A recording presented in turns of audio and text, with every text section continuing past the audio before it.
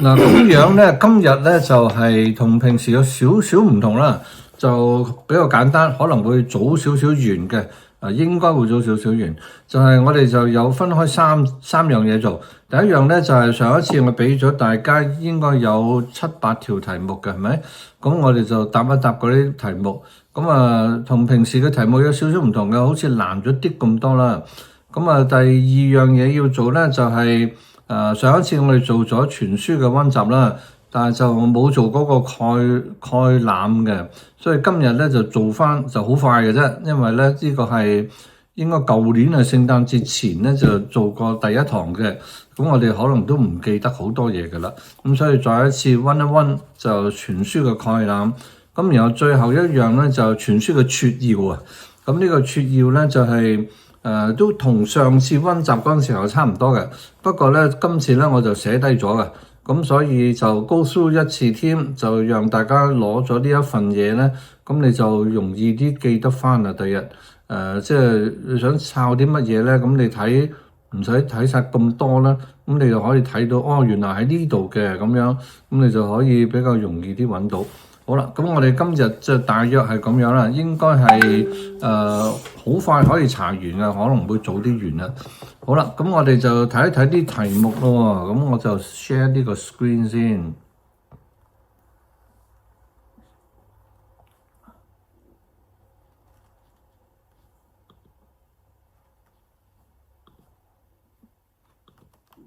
大家見唔見到呢個 screen 啊？見到。見到 OK。咁呢一個咧就係上一次全書溫習嗰啲題目嚟嘅。咁我哋就譚生未嚟。譚生嚟咗？係咩？係。我睇到。唔好意思。唔緊要。OK。咁第一條咯，教會喺基督裏邊有啲咩福祉咧？咩叫福祉啊？blessings 即係福氣啦。教會基督嘅都幾多㗎喎。教贖、教導同歸於一，係成基業。係。哇！你都答咗一半啊，都仲有一半，都好好喎。因為咧佢就係唔同嘅經節嘅，所以咧即係你要揾嘅。咁但係咧全部都喺第一章留俾大家。咁咧就第4節至到第14節嘅，好多嘅。所以人哋話你信咗耶穌有啲咩福氣啊？呢個就係教會嘅福氣，亦都有我哋信徒個福氣啦。即係基督所揀選嘅，我哋得到神嘅兒子嘅名分，就得蒙救贖，即係罪得赦免啦。咁知道神嗰個旨意嘅奧秘喺基督裏同歸於一，就譚生就已經講到啦，得基業啦。仲有聖靈嘅印記嚇，好多嘢嘅。咁呢啲即係屬靈嘅福氣啦嚇。咁以弗所書就講好多呢啲嘅，即係其他嘅書卷都有講，但冇咁詳細啊，即係一串咁樣講嘅。呢度有10節嘅經文啊。第二條咯，咁經文喺邊度指出耶穌嘅超越性啊？呢條你都唔係咁容易答嘅係嘛？第1章20到23節。第1章20到23節，哇，幾好嘢喎，真係。係啦，咁呢度咧就講晒嘅，咁裏邊都講好多嘢，即係呢度講遠超過一切執政的，呢度講到耶穌基督嘅，遠超過一切執政的、掌權的、有能的、主治的、一切有名的，不但是今世的，連來世的也超過了。咁所以乜嘢都超過晒嚇，即係好犀利嘅超越性啊！咁仲有咧，萬有都伏在他的腳下，指他為教會作萬有之首啊！所以呢度緊要㗎嚇，呢兩幾節嘅經文啊，就講到耶穌嘅超越性。嗱，呢兩樣嘢啦，第一條、第二條咧，甚至第3條咧，都係好特別嘅，即係第二啲嘅聖經書卷咧，就冇乜咁樣講嘅。咁所以以弗所書係呢啲好特別嘅，呢幾節都係。第3條，教會嘅7個合一嘅元素同三位一體嘅神有咩關係啊？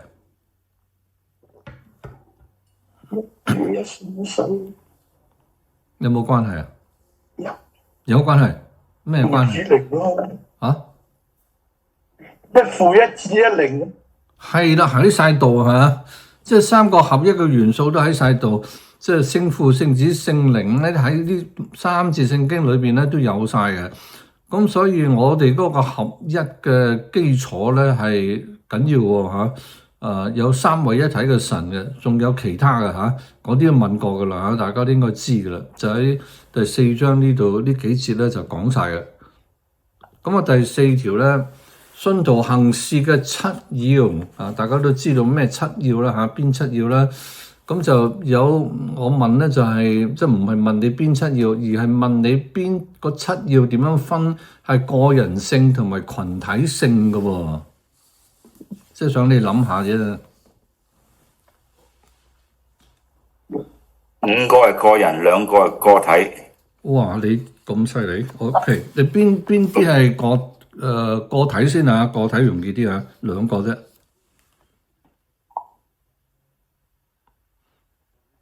講唔講到啊？彼此信服。係。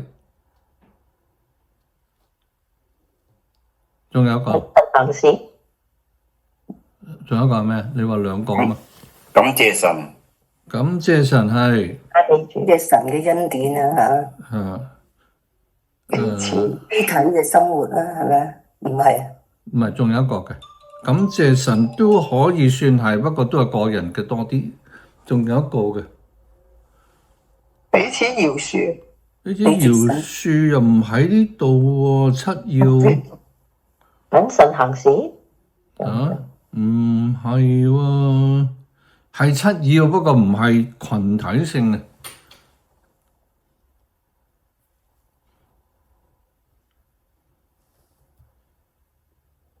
你答咗兩個係啱喎。彼此對説讚美主。係啦，彼此對説讚美主啊，係啦。嗱，咁樣呢個咧就好得意嘅，呢個七要咧唔係好多人知道七要係乜嘢嘅。信咗主要做呢七樣嘅嘢咧，又係以弗所書特別嘅，即係呢幾條問題都特別嘅。咁啊，個人性就謹慎行事，愛惜光陰，明白主嘅旨意，使聖靈充滿，被聖靈充滿，常常感謝父神，呢啲個人做嘅。咁啊，群體性咧，你睇乜嘢咧？就睇個彼此啊，即係我睇佢彼此梗係一齊啦，咁啊一齊讚美神。咁嗰節聖經好長嘅，咁啊簡化咗就係讚美主啦，用靈歌啊、頌詞啊等等嚇，然後彼此信服。好奇怪㗎，呢個彼此信服咧就帶落去，跟住即係丈夫妻子信服丈夫嗰度嘅嚇，但係呢度先講咗彼此信服先嘅，所以唔係話有咩偏待啊嚇。咁呢個第4條啊，第5條咧就係在以弗所書裏邊咧有幾多個禱告啊？喺邊度揾到啊？第一章16節。1章16節有一個禱告 ，OK。3章14到21。哇！你都揾晒嚇，兩個禱告嚇，冇錯，兩個禱告。咁就喺呢兩段聖經裏邊啦嚇。咁啊，第6條咯，保羅寫咗咁多書信啦，我哋都差唔多查剩2本啫，都查晒啦嚇。寫咗咁多，點解淨係喺以弗所書就講屬靈嘅軍裝咧？嗱，呢個又係特別嘅喎，即係你第啲地方又冇睇到講屬靈嘅軍裝嘅喎。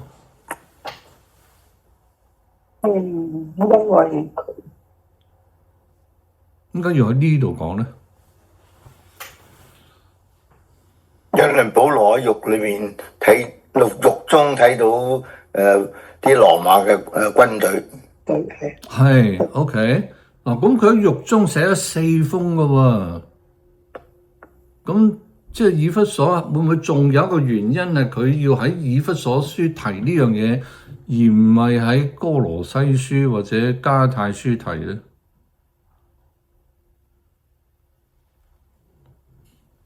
或者腓利門書提咧？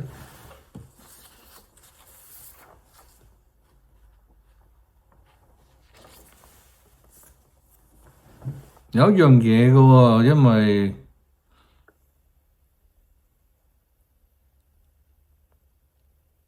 佢係特別咧，因為呢度有一個好出名嘅女神啊，阿底米嘅。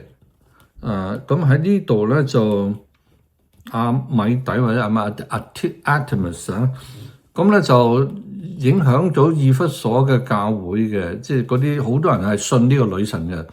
咁所以咧就保羅就即係都緊張啦嚇，即係所以咧就特別要穿上全副軍裝啊。Ben 講嗰個保羅坐監嘅時候睇到羅馬兵出出入入咧，咁就諗到呢個嘅屬靈戰爭上邊要有軍裝嚟到抵抗啦嚇。上一次Graciela 就話想睇現代嘅武器係咪？咁我整咗一張咧，上一次俾咗大家睇下，真係現代嘅武器。咁啊，因為以弗所比較特別呢個嘅邪教啊，呢個嘅阿米底神咧，咁所以就有呢個屬靈嘅挑戰，所以保羅特別係關注就提到呢樣嘢嘅。咁啊，第7條咯，呢條應該係最後一條。呢條又係特別喺唔係9條啊9條啊，係咩？有9。死啦！弊啦佢。我整漏咗弊啦今次。整漏咗張。OK， 可能喺度嘅，我唔記得咗嚇。OK， 以弗所教會點解咁重要講合一啊？因為有好多外邦人，有好多外邦人係啦，冇錯係。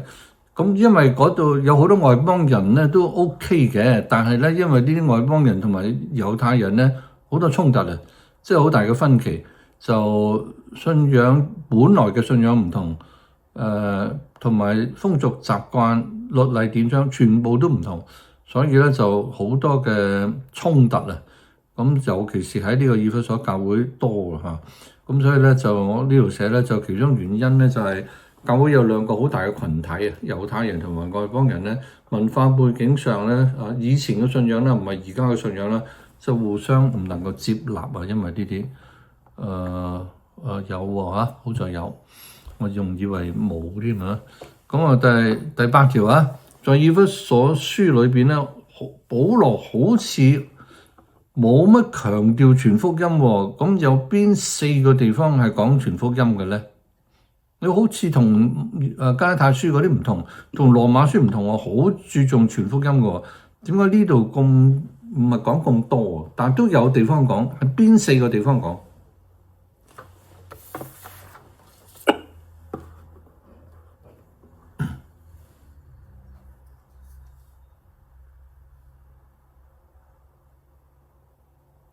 你揾唔晒4個都可以揾到1個啩2章17節。2章17節係嗰度係咩情況嘅咧？傳和平的福音給你們遠處的人，係呢個保羅也給近處的人。係啦，咁即係叫佢哋傳福音嘅啊。咁啊，呢個第一個啦嚇，仲有3個。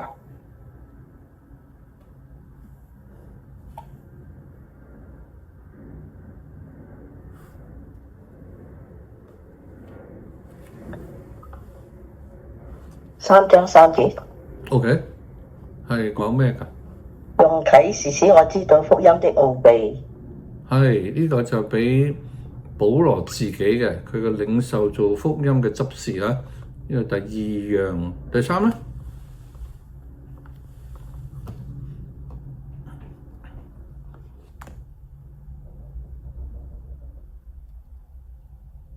好。